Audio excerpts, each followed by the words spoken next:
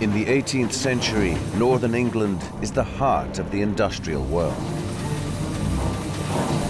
Demand for coal to power steam-driven machines far outstrips supply, because coal is still being moved in the old-fashioned way, on horseback. Coal miners could make a fortune if they can solve this problem. Moving coal by horse is a tricky business. I mean, a horse can't carry much coal, 3 or 4 bags and it's done. And these mines wanted to move so much coal, horses weren't going to cut it. What they needed was something else, something like a canal. Once you've got your canal, you can have literally convoys of barges coming out from the mine, every barge carrying 30 tons of coal, but pulled by just 1 horse. Engineer James Brindley gets the job to build a canal from a coal mine in the countryside to the industrial centres of Manchester and Liverpool. But there's a problem. There are no rivers near the mine. Brindley must pump groundwater out of the mine shafts to feed his canal.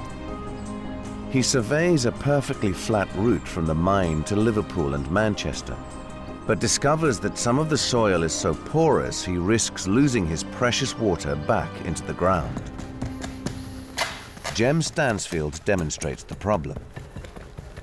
What you've got to remember is a canal is not a river. It doesn't really flow. It's essentially a long, stagnant pond. Now, that gives the water plenty of time to seep away.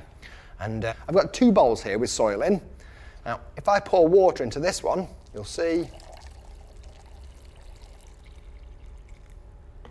it slows the water down but doesn't stop it just draining away. And that's because of the way that soil's made up. It has relatively large particle size with gaps between it, and there's no difficulty for the water to find a way through. Now, what Brindley needed to do was figure a way of stopping that from happening, and that relied on one thing: clay. Now, the thing with clay is the particle size is particularly small, and they're packed together extremely well. And that packing means the water struggles to get through. It's practically impermeable. So with a layer of clay in here, those fine, densely packed particles make it pretty much impermeable.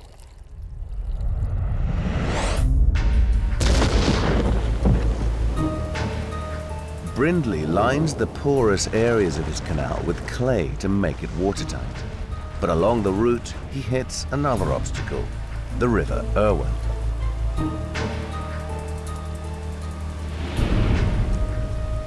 If Brindley builds locks down to the river, they will drain away water every time a barge passes. And there's no water source to fill up the canal on the other side.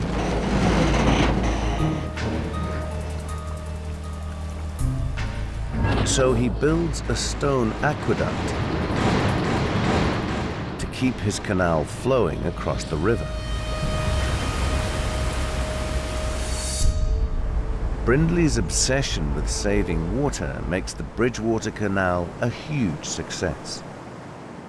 But 100 years later, as ships get bigger in the river below, Brindley's stone aqueduct needs an upgrade. To allow tall ships to pass, engineers could simply raise the structure. But that means building locks, which will waste precious water. So instead, they demolish the aqueduct and build an island into the middle of the river. On here, they install an iron pillar connected to an iron trough that carries the canal across the river. The new aqueduct is no taller than Brindley's old one, but it has a clever trick up its sleeve. It can swing open, so even the tallest ships can pass.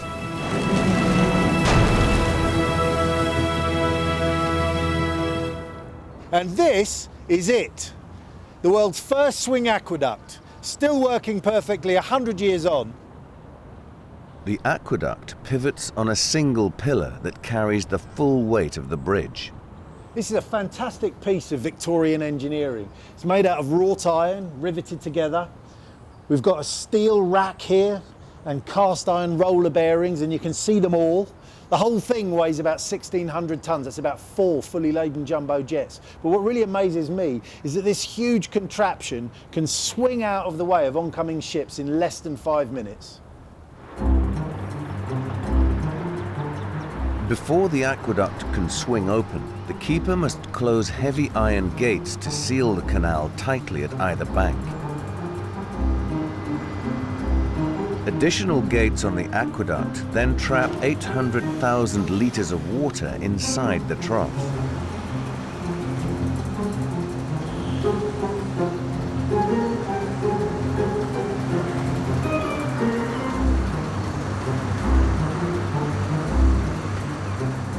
Two steam-powered hydraulic engines control the speed of the aqueduct, swinging it smoothly to ensure no water spills out.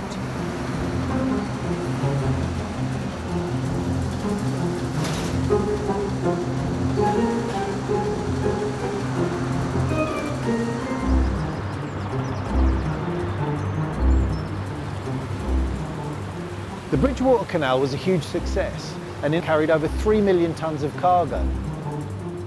This amazing machine kept the Bridgewater Canal on the level and avoided the need for water-hungry locks.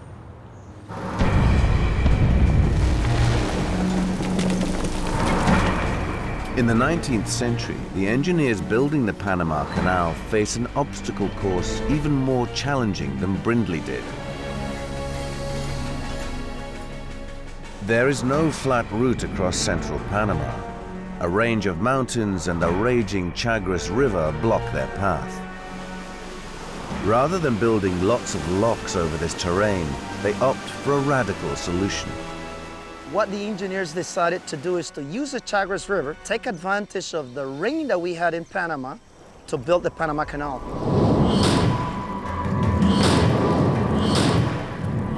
The key to taking the canal across central Panama is the mountain range around the Chagres River, which forms an almost perfect basin. Into the gap where the river exits this basin, the builders pile two gigantic walls of rocks. They fill the gap between them with clay, which hardens into a waterproof wall.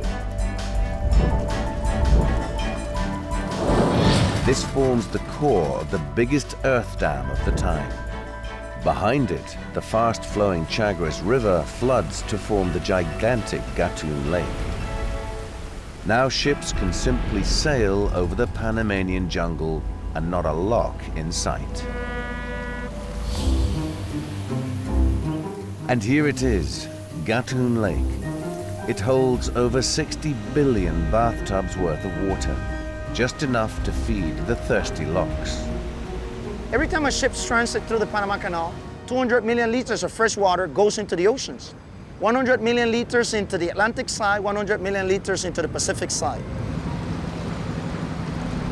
The expansion project will add 6 more locks, and Gatun Lake does not have enough water to feed them all.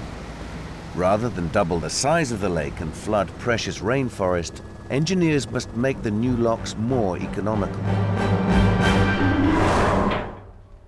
Engineer Jem Stansfield shows how locks can recycle water by feeding it into special holding tanks.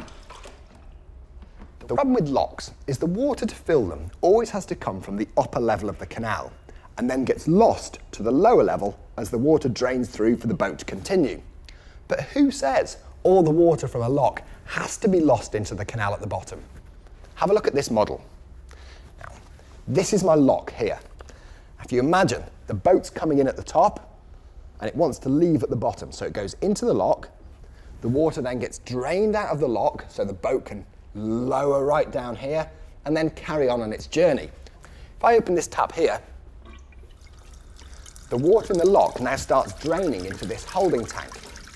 Now once the boat gets to this level here, I can then open that one, drain water into this holding tank, and then when it gets down here, open that one and drain water into this holding tank. There we go. The boat's down here now, and I've stored a good proportion of my water. So I can start filling the next tank.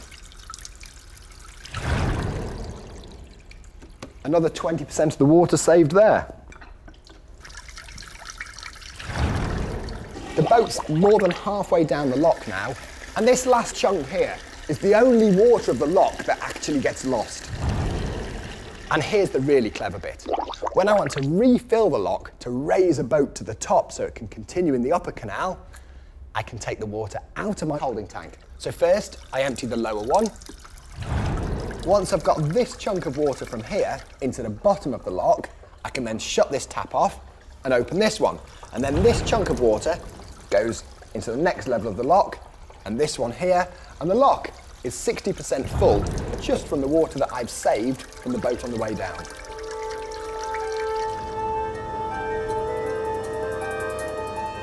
This is the pit where the holding tanks of the new Panama Canal locks are taking shape.